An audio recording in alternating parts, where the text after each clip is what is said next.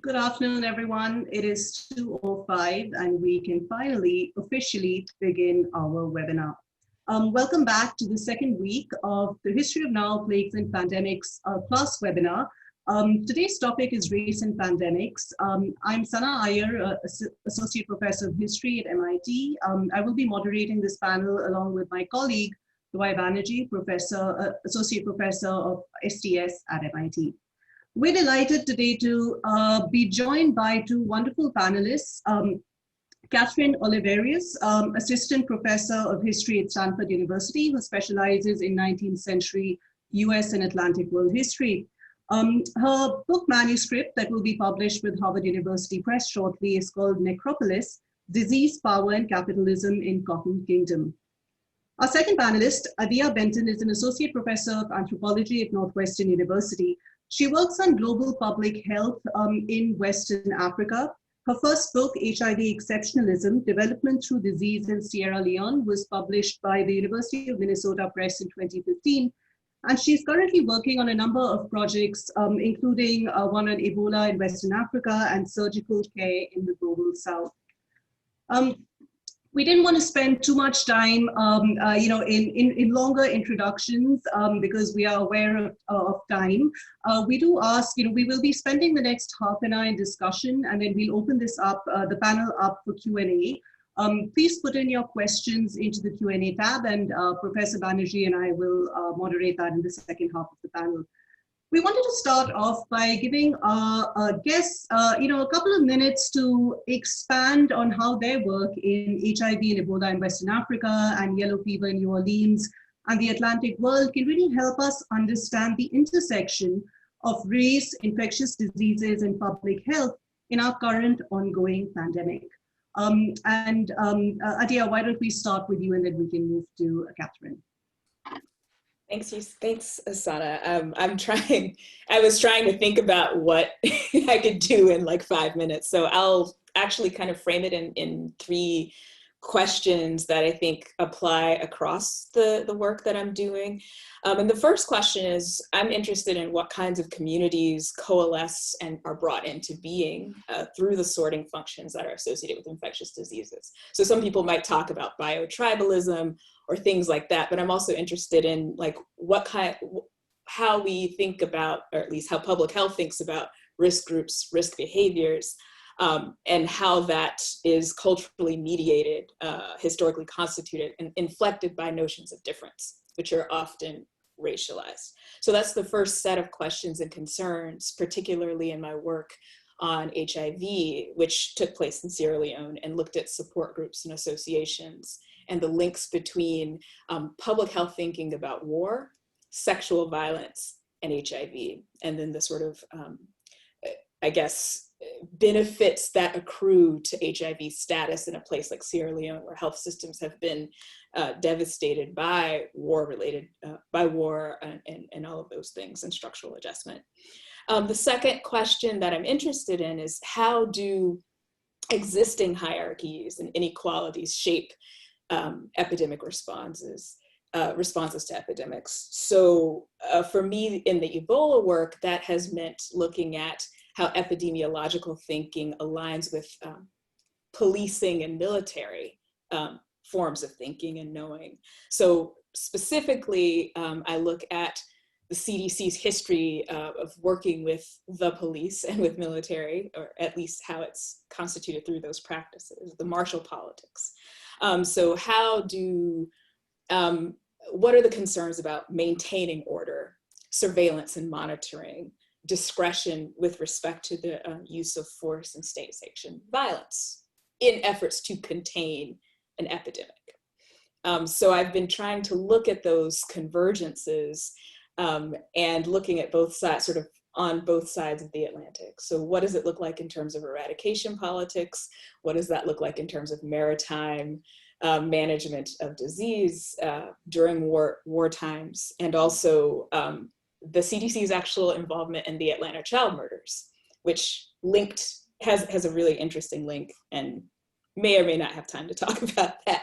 And then the third question is, what opportunities for repair, justice, and liberation arise out of social movements that come out of infectious disease epidemics or epidemics in general. And I'm thinking about comparative work in my own work. So I, of course, studied support associations and HIV support associations in Sierra Leone. And I also worked with survivors of Ebola survivors associations in Sierra Leone. And those two appear to have similar projects at first, which is building up solidarity around a disease condition. But the survivor group has survivorship is a different kind of political category. And it's one in which the members of that group have tried to disturb ideas about epidemics being over once, being declared over, when you have persistent chronic conditions that emerge from having been infected during the epidemic time. And then what kinds of political claims you can make on the state as a result of that. I wanted to say too that survivors have been involved in a range of experiments that have this kind of racializing character, and creates and reproduces other kinds of hierarchies in terms of who's subjected to experimentation and what are the fruits of that scientific labor and who benefits from it at the end of all of this. So vaccines, therapeutics, and also just sort of scientific knowledge production related to survivor blood, semen, and so on. So there's a kind of thread through all of this, which is who's sort of in a hierarchy of experimentation, and how that is a racialized hierarchy. So those are the kinds of questions that I'm interested in. And again, to get back to that question of reparations, how does the political category of survivor figure into questions of repair? Thank you, Adia. That actually is an excellent segue into Kathryn's work on survivors, but a different sort of spin and a racialized spin on what it meant to survive and claims of citizenship that were made. Kathryn, please go ahead. Hi, thank you for having me. In just 5 minutes, I'll sort of explain how I came to this project and some of the implications I think that deeply resonate still today in the way that we think about disease and hierarchy. So I did my first research trip to New Orleans about 10 years ago. I went in, my book is going to be finished in 10 days. So it feels like it's been, it has to be done. Anyways, so about 10 years ago, I did this first research trip and I wanted to write about something entirely different, but I was reading through all these letters and diaries and doctor's ledgers and tax reports and insurance applications. And something that came up again and again and again was this persistent discussion of disease and health. And they were talking about one disease in particular, yellow fever, which is a disease that not many Americans today are necessarily intimately familiar with. But if you went back 200 years ago to the antebellum South, to the what was called the Cotton Kingdom, this would have been a disease that would send shivers down people's spines. And so about every 3 years in New Orleans and in the urban centers of the American Deep South, yellow fever struck at epidemic proportions. And this cumulatively meant that about 150,000 people died over the course of 60 years in New Orleans, and about 250,000 died across the Cotton Kingdom. Now, it's kind of easy to write this discussion of disease off as background noise, as something that, everyone in the past was worried about their health and et cetera, but I started to see it more like dark matter, that this is something that this is a sort of central element in how people self-identify, how they think about structures, how they think about themselves in relation to others, et cetera. And there's been a lot of discussion, I think, especially lately, about disease as this kind of great leveler in the past, with the plague coming through and just flattening social hierarchies and creating sort of more inequality even in the wake of mass mortality. So that is very much not the case in my context in the American South, because of something that I call immunocapitalism. So this is a system it's a laissez-faire economic system that's mediated by mass mortality, in which immunity to this highly lethal virus, yellow fever, could be leveraged for social, economic, and political advantage. So everyone in the past was petrified by this disease. There was no cure, there was no vaccination, there was no conclusive evidence of disease transmission. They did not know that it was spread by mosquitoes. And there was no evidence for why it spared some and killed others. And it's also a very horrible way to die, with victims famously vomiting up coagulated blood at the end of their illness that looks a lot like coffee grounds. This is, it's a horrible way to die, and these epidemics are becoming worse and worse and worse with each decade in the 19th century. And in fact, the 1853 epidemic killed about 12,000 people, which it's one of the worst, it still remains one of the worst natural disasters in American history. So the elites of the society, so these are the cotton and sugar planters, these are the merchants, these are the enslavers, these are the politicians, all of them white. They come to accept essentially that yellow fever is not a problem that's going to be fixed. It's not going to go away. But New Orleans was so sort of geopolitically and economically important to this blossoming cotton kingdom, to all these sort of markets that are developing here, because you have to have a way station at the base of the Mississippi River. So they come up with this sort of system by which they can sort of keep going, society can keep going, even in spite of all this mass death. So the good news, if you can call it that, about yellow fever is that survivors gain lifetime immunity. And so in their parlance at the time, they called this acclimation. So you would become, if you survived yellow fever, you become an acclimated citizen. The bad news, of course, is that this is very, very risky. About 50% of people died of yellow fever, victims who contracted it died of yellow fever. So you've got a 50-50 chance essentially of either death or acclimation.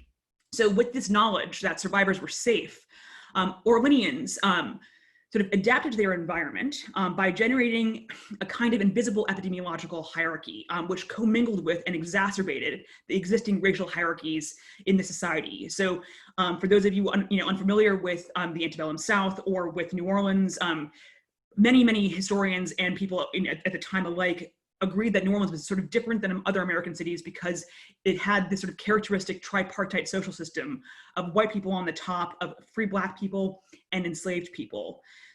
But here there was this alternate sort of immunological hierarchy as well, where you have acclimated citizens, so-called at the top, these survivors of yellow fever. You have unacclimated strangers, these people who are kind of in a probationary period awaiting their acclimation. And then you have the dead, who in the local logic, those are people without sufficient bravery to have survived.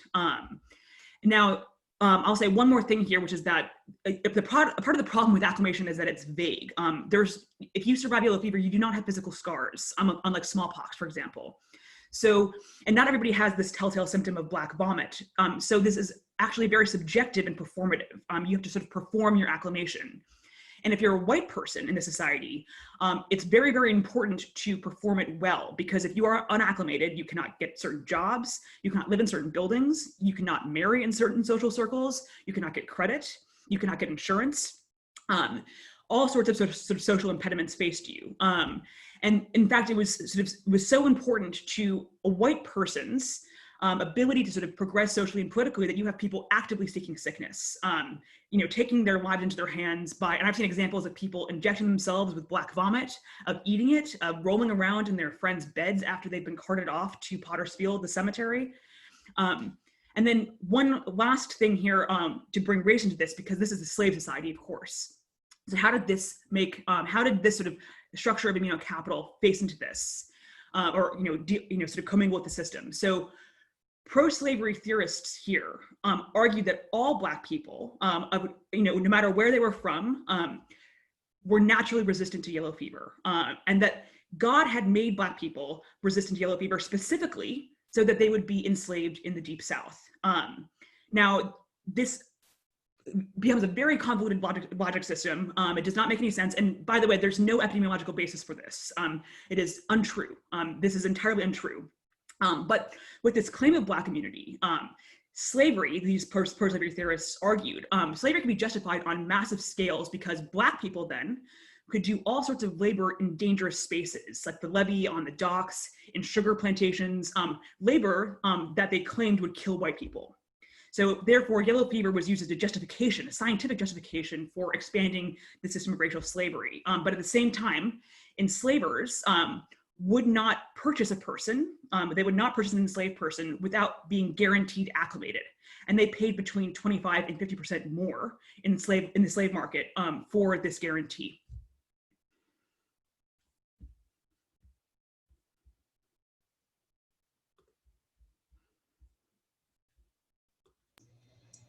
Why, did you want to go ahead and ask the first follow-up question?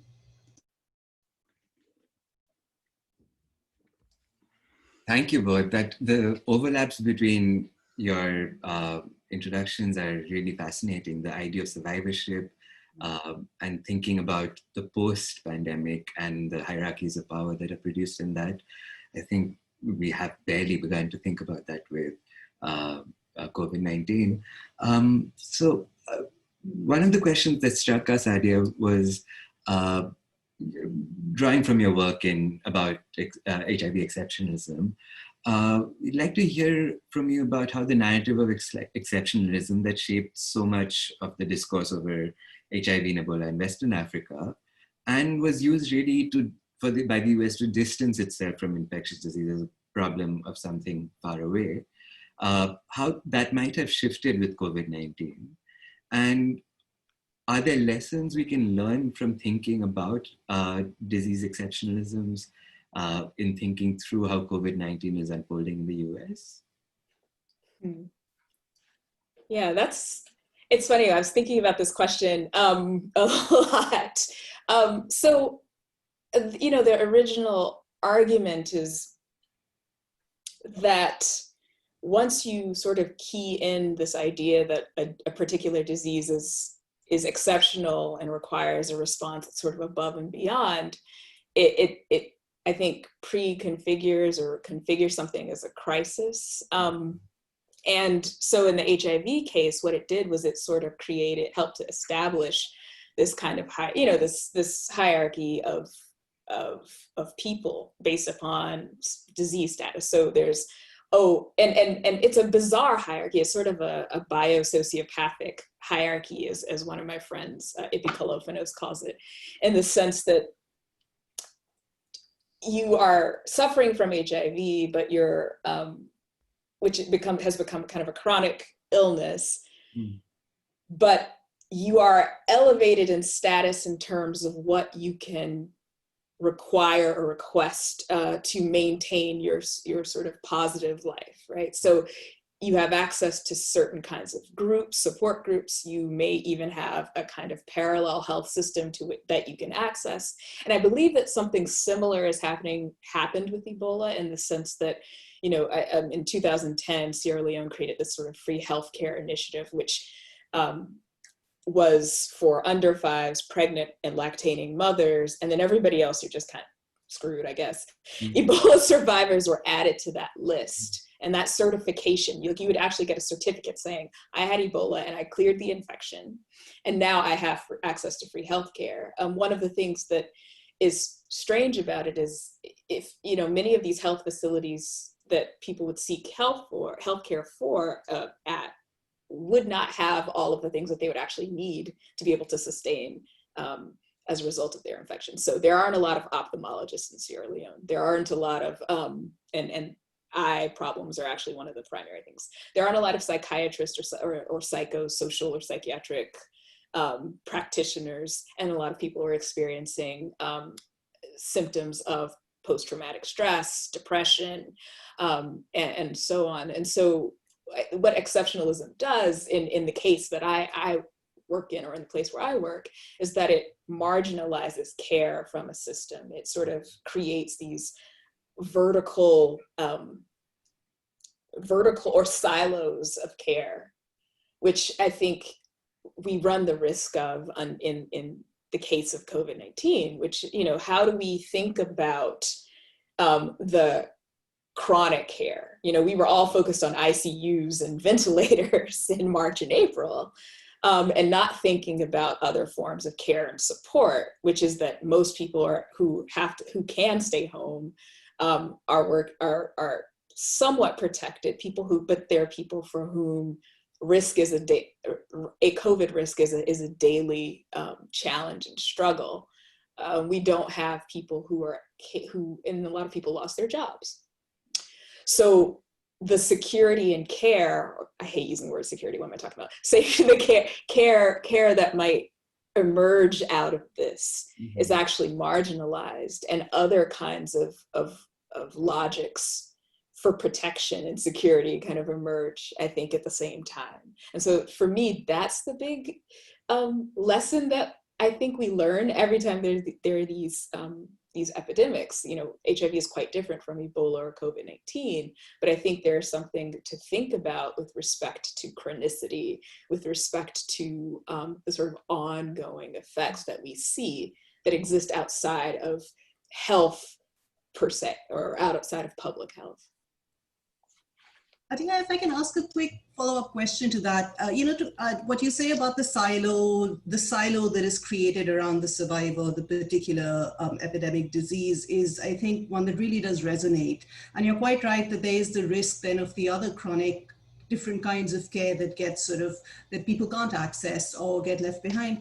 To what extent do you think the silos are, enabled by a fact of a pandemic that is global versus endemic disease that is then sort of othered and kept local? So, to what extent does the fact that some infectious diseases, in fact, do sort of catch the attention of the globe, right? Because of their spread, because of their severity, and that does create the support networks in the system, it sort of gives you the infrastructure to create that silo. And is there something that might be useful in thinking about this categorization of certain diseases as pandemics and others as not, right? They are sort of chronic, even in terms of death tolls, they could be, larger in number, but because they aren't the pandemic, and therefore there isn't as much of an investment, international, local, in its care. Yeah, that you're asking like what I think of as the most difficult question, because part of what I also look at is this sort of mundane bureaucratic management stuff, and I feel like I actually, at some point when I was writing the first book, I met with this guy who's like the head of the UN Refugees AIDS program, or he was at the time. Now he's actually running a very big project at Hopkins. He said, I used to think that primary healthcare was the thing, or like thinking horizontally was the thing, but you can't address a problem without focusing on the problem, which is essentially like project management, bureaucratic management orientation, right? You can't manage what you can't count, is something that a surgeon said to me about, you can't manage what you can't count, but once you start, I guess what I'm trying to say is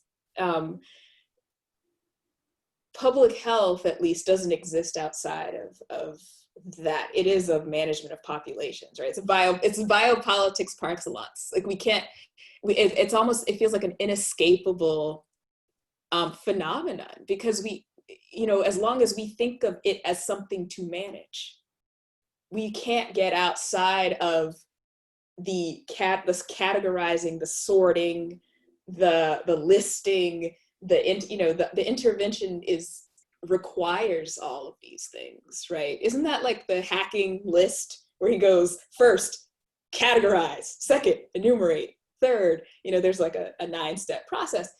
This is what we see. And so how do we unthink and reimagine health outside of biopolitical frame, outside of, I'm not sure, like that, I think that's the problem. But I also think when you use the word global, that was supposed to kind of recuperate or rethink the nation state as the framing device for thinking epidemics, or the certain kinds of geopolitical formations as shaping epidemics and therefore shaping response. Because you can't think an epidemic without thinking its basic building blocks: person, place, time. Outside of those, an epidemic does not exist. That's why we have this pandemic thing. I could go on. Historians will probably have you have a much better grasp on this. But it's like, this thing that we kind of can't unthink. It's part of our, it's our makeup, it's our thing, it's our thrust. And so I feel like there must be some way out. There's a political reimagination that has to happen. Thanks for that. And actually, I'm going to bring in our historian because she very successfully recasts, I think, in her work, by using the framework of immunocapital, what we might understand as the diseased body itself. And there's a sense that, well, the diseased body, especially the racialized diseased body, is essentially a vector for the spread of the disease. But in fact, I think in recasting what it means to be a survivor, right, and the claims that can be made, the citizenship claims, the claims to getting loans and things that can be made, actually sort of recast the body, the diseased body, into a high value mitigator of endemic risk. And so, Kathryn, I wondered if you could come in and talk a little more about these frameworks that you use in your work, and again, how you might see that playing out today in terms of, again, sort of there are a number of different communities and places and spaces that are vectors of the super spreader, right? And yet there's also sort of the mitigation aspect of the pandemic, and how does that play out in terms of the racialized, diseased or vulnerable body? So I'll come at this question in a sort of in a side attack kind of way. So one of the, as I was saying before, yellow fever is extremely lethal. It's a horrible way to die. It's also, for survivors, they'll sort of recast their acclimation. This becomes a sort of story that every single powerful person in New Orleans puts into their Genesis story. It's a story that they tell, at the dinner table. It's a story that they tell in their offices. It's a story that they tell at the bars. That you kind of trot out your acclimation story like it's sort of like a war story or something. And people actually celebrated their successful acclamations every year like a birthday. It was that important with the yearly feast. And so this is this sort of, I think I'm going to sort of dovetail into the present a little bit with this too. So New Orleans in the 19th century, it was by far America's deadliest city. It also spent by far the least amount on public health. And so public health in the 19th century, as the historians here will know, this is sort of the century in which public health is becoming more and more centralized by municipalities, by states, by cities, where we sort of see different aspects or sort of things. This becomes increasingly the role of the government to take care of certain parts of the public's health. Not just sort of setting up hospitals and caring for survivors and widows and orphans, but also instituting quarantines, things like this. New Orleans basically never instituted a quarantine, though, and they argued, and they didn't do so because they argued that it would have no effect. And essentially, so why did they spend the least amount of money on public health of any American city? It's because they basically argued that we can't do anything to stop you from getting yellow fever. You have to do it.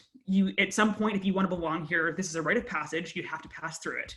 And so any money that we spend on sanitation or in cleaning the streets or in fumigating places or in quarantines, this is just wasted tax money. So paradoxically, actually, what is good for public health is not less yellow fever, but more, because this is all to get you through this process by which you become acclimated. So this is sort of connecting to today. One of the things that keeps me up at night is when I hear this language, and this was happening especially this summer, where you see politicians and you see politicians at all levels of government, from the very top down to municipalities, basically saying we do not have we cannot cure COVID. We don't know enough about it, but it is your patriotic duty essentially to get the economy going back up again by going back out to work. But we have to sort of take on we have to handle this economic fallout from the pandemic. And to do that, it's about your personal bravery and your personal sort of tolerance for risk. And that, to me, is dangerous on many, many levels, because, I think we've been hearing a lot about this sort of, this idea of, a person's sort of personal risk tolerance in this disease. And fundamentally, I don't really, I have my personal risk tolerance. My partner has their personal risk tolerance, but fundamentally, this is not a public health solution if we're all making these very individualized, being forced into making these individualized choices about will we send our kids back to school, will we go back to work, can I go to the grocery store, should I be getting on a plane, etc. And of course, as we've seen, in the most horrendous way possible, of course, we've seen that the people, of course, who are being, essentially forced to decide between keeping their job or getting a job and feeding their families, and taking on this sort of epidemiological risk, these are disproportionately people of color, they're disproportionately people who have less recourse with their employers, disproportionately people who are already subjugated in various social and economic ways in our society. And I see, COVID is a lot less fatal than yellow fever was. And we've, I do want to emphasize that we have progressed since the 19th century. That is certainly true. But there are certain patterns that persist and persist and persist, where we are essentially, mosquitoes don't think, viruses don't think. It's human beings who manipulate these unthinking actors into these social, political, economic, cultural forces. And you can sort of see the danger zone of all this happening, where it becomes about, your willingness to face disease and take it on. Says something about your morality, your character, that you belong, your worth as a person. And that's just fundamentally, I think, a recipe for great unhappiness and a lot of sickness.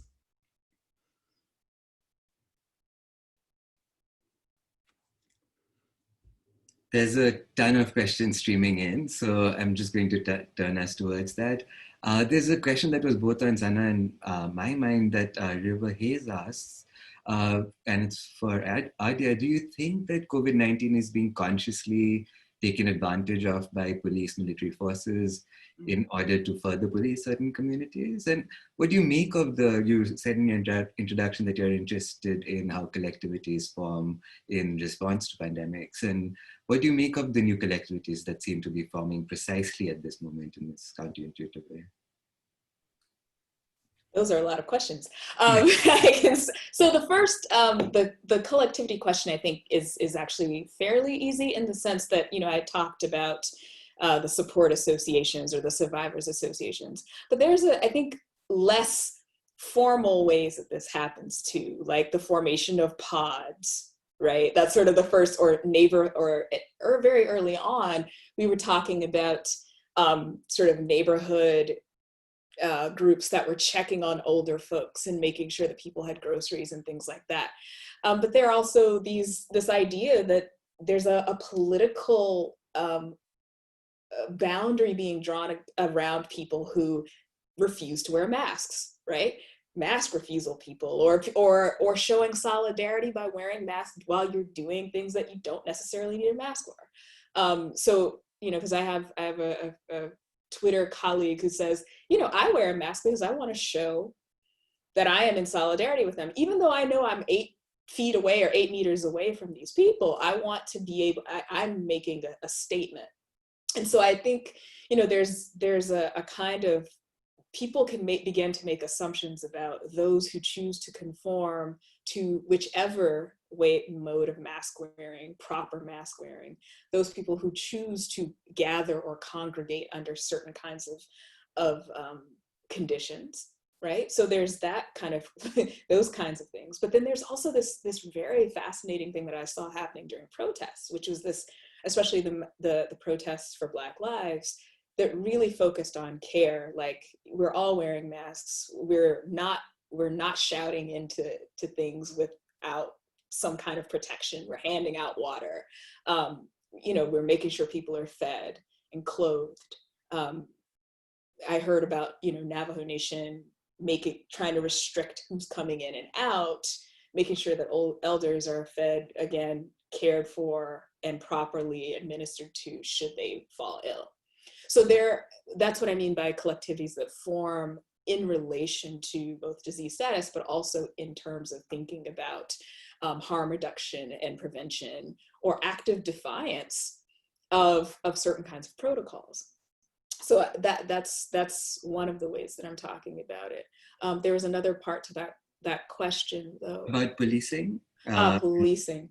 And so, here in Chicago, I'll use Chicago as an example.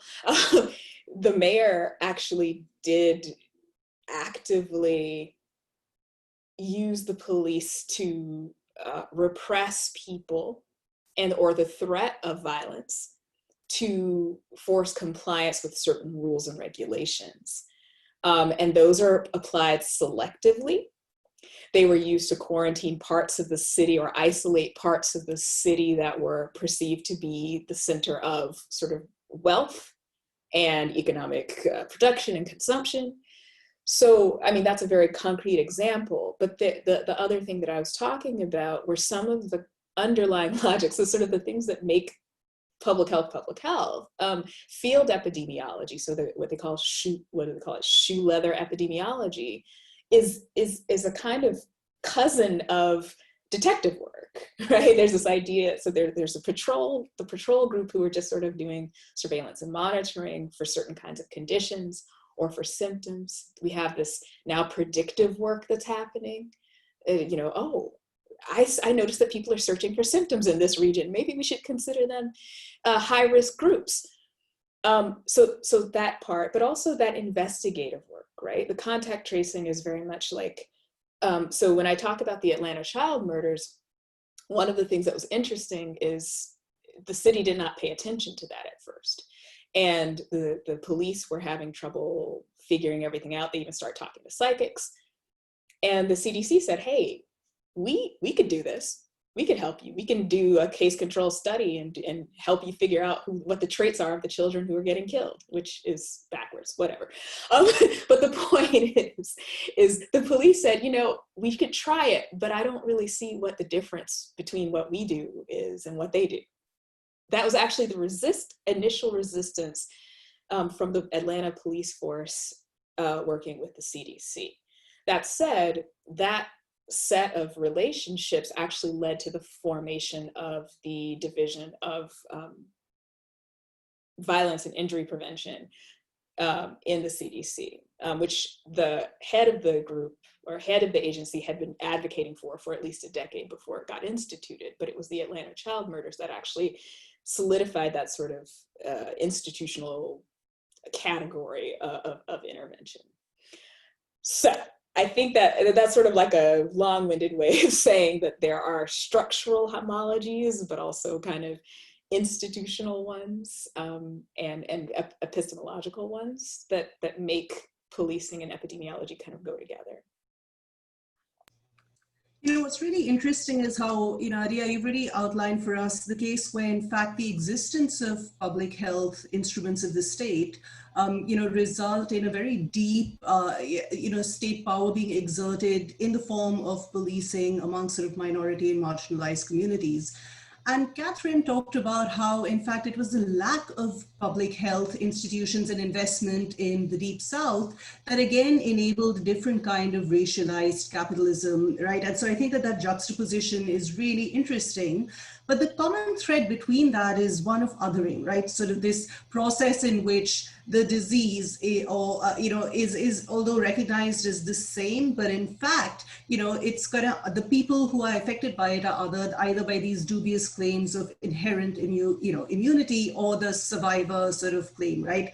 And so, Kathryn, one of the questions that we have here, and Robert Smith sort of has asked this, is, there's a sense of this idea of othering that seems to have a sort of long history. And he's asking, to what extent do you see capitalism in the context of COVID-19 also developing, or sort of, the response to this being one of racial and environmental othering? And so do you see some commonalities, between the work that you have done and the frameworks there, or, what we are seeing in the 21st century US, is that substantively different from a 19th century, the 19th century Deep South? So it is substantively different in that, we know we have germ theory now, and there are certain things that have, certainly changed in 200 years. I think it's important to emphasize that things have changed, but there are, of course, things that persist. So I think, so one of the ideas that I talked about, and to sort of answer your question here, is this idea that, that pro-slavery theorists argued that all Black people were naturally immune to yellow fever. I was expecting the day, basically within, a week of the pandemic and the shutdowns, of seeing this same claim being made about COVID-19, and lo and behold, it happened. And you saw this, this was on Twitter, this was on various websites, and it's almost reflexive. It's not just yellow fever. In fact, many diseases have this kind of deeply racialized othering element to it, whether it is that certain racialized people so they are the spreaders of disease, or that they are immune to it. It's often put into this language of sort of specific, of essentially like a sort of a racialized discourse. And you can sort of, there's a long history of this. And we're seeing it today, and I sort of wonder, and I actually don't have necessarily the best answer for this question, because I think it's hard to judge something when we're still living through it and we're still seeing precisely, what the ramifications of the COVID-19 pandemic is going to be on our lives, not just this year, but for the molasses that is pandemic time going forward, that oozes very stressfully. And I think there were. I wonder why this is such a sort of an almost reflexive reaction. Why it is that we try to, and this has of course happened with HIV and with Ebola as well, and with all sorts of other diseases. Why it is that we sort of reflectively seek to otherize it, but also racially otherize disease. And why do we? And this is I think you can see this with all manner of different, not just pandemics, but epidemics. Today, and I think that it says something deep about our society and the need to make something scary and changing foreign somehow, or blame it, of course, on someone as well.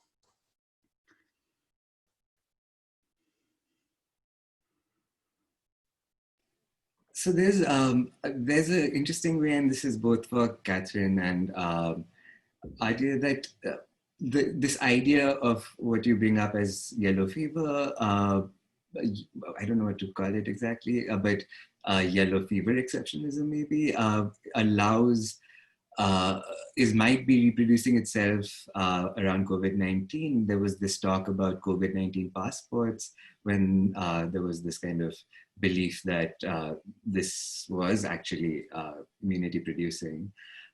So Helen Wong asked along those lines, how would you respond to those saying that we should be striving for herd immunity in the current pandemic rather than putting resources towards lowering infection rates? Whether or not infection guarantees permanent immunity is up for grabs, I guess. So how, based on experience in thinking about yellow fever, herd immunity. I'm happy to talk for, unless Adia, you like to go. Hi. Oh, it's Adia. So I was like, should I even say anything? I mean, I think the problem is we still don't really fully understand immunity for this virus. So it's really, I think there's obviously there are a lot of folks who have studied other coronaviruses and have some hunch.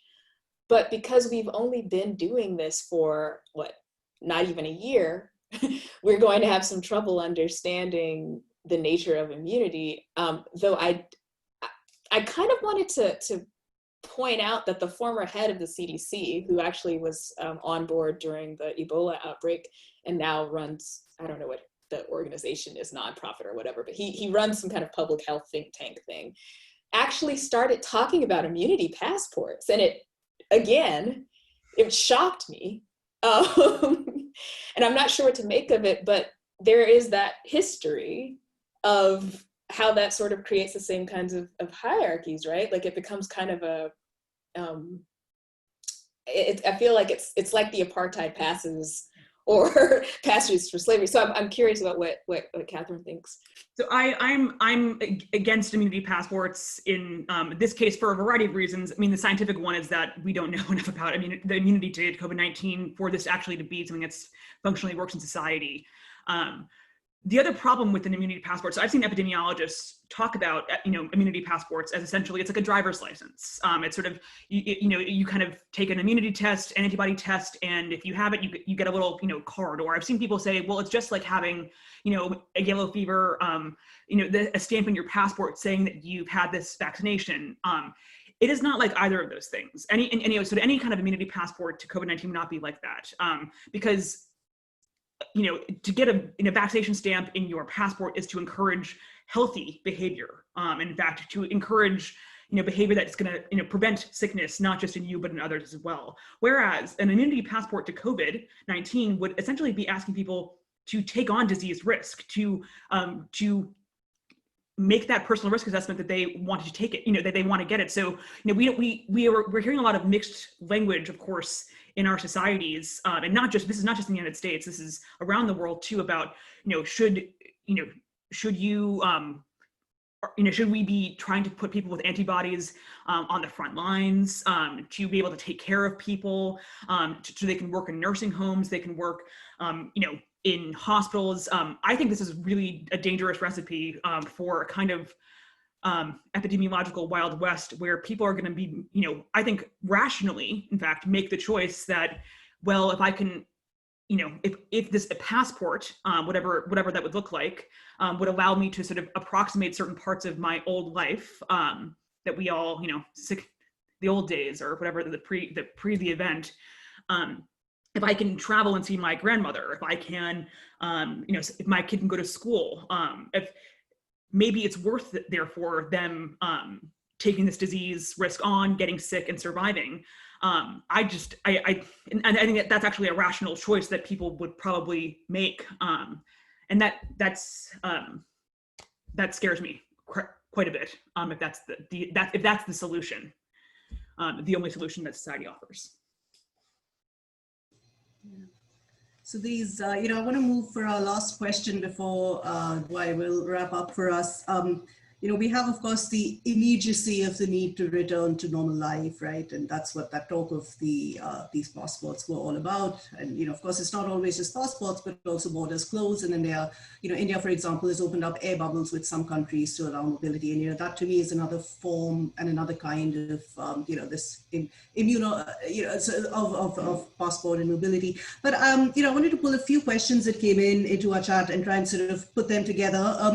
And these in some ways kind of link up capitalism and race and health and care in general. One question was about palliative care, right? And there's a sense that palliative care is not the kind of work that is, very high paying, valuable, and one that, is a good job to have, is a nice job to have, right? And yet it's the health, it's the palliative care workers who are absolutely amongst the first also to get sick and things.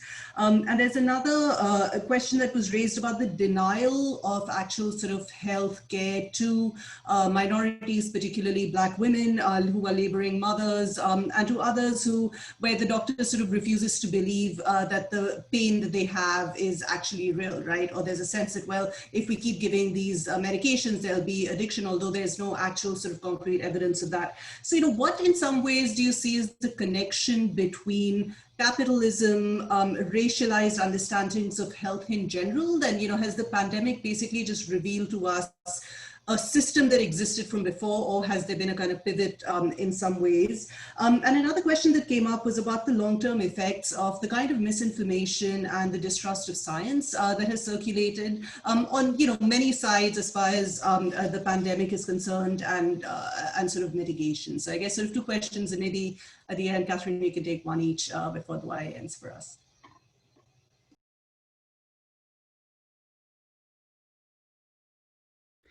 I could talk about the long-term effect of misinformation on science. I'm going to expand that a little bit to also say about the state as well. So I think what we're seeing right now, this is very reminiscent to me of many epidemics in the past. So everyone in antebellum New Orleans knew that the Board of Health was essentially a propaganda arm for commerce, that they made up data essentially to say that no, there was no epidemic happening. In fact, this is a veritable health swab. Please keep coming. Please keep coming with money.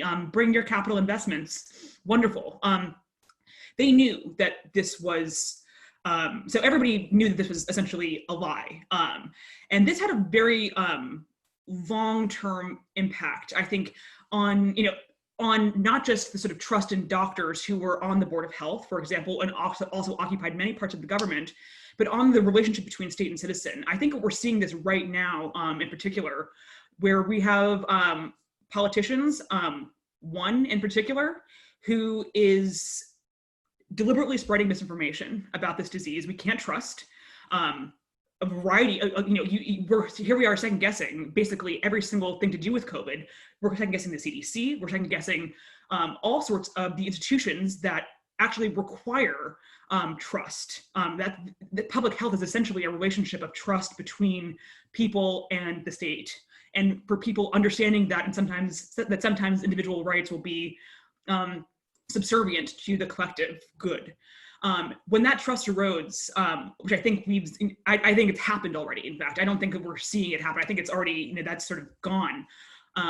That's going to erode all sorts of faiths in other systems and other structures and other kinds of authority. I think we're seeing that too.